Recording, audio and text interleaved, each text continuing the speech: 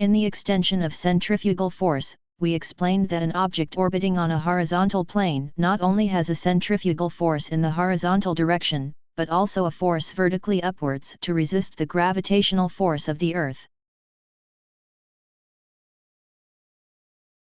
And the magnitude of this force is also equal to the magnitude of the centrifugal force. We take a point P in a disk moving with angular velocity omega, and its distance from the center of the circle is r. Then the point mass P, like the object, has an extended centrifugal force that can also resist the external force acting perpendicular to the disk.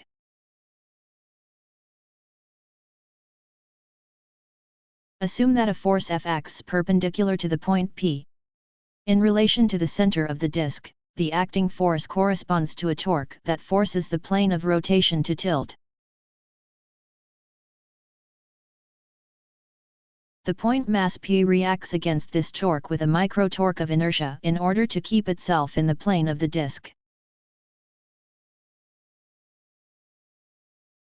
Since the centrifugal force and the extended centrifugal force are special cases of the inertial force, we have referred to them uniformly as inertial force and inertial torque.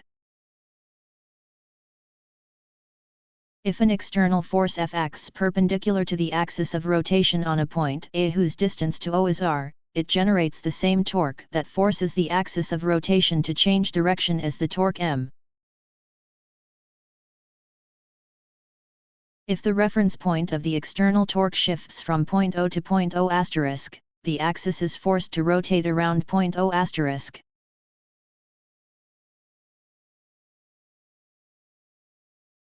However, the length of the lever arm for the inertia torque of the point mass around pivot point O asterisk remains unchanged. Therefore, the inertia torque of the point mass around point O asterisk does not change. This means that if the reference point of the external torque can be moved freely on the axis, the inertia torque of the point mass remains unchanged.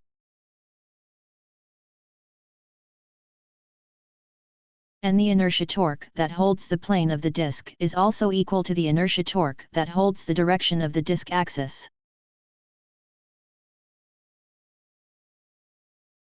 The total inertia torque is the sum of the micro-inertia torque of all masses in relation to the z-axis. It is the inertia torque with which the gyroscope remains in its axis direction. It can be calculated as follows.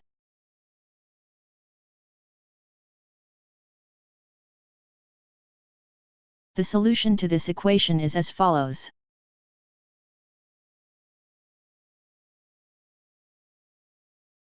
The inertia force or the inertia torque is a passive force or a passive torque. It is always equal to the magnitude of the external force or torque if its maximum is not exceeded. Therefore, the axis direction of the gyroscope can hold in any position as long as the inertia torque is large enough. So as long as the inertia torque of the gyroscope is greater than the external torque, the axis direction can be maintained.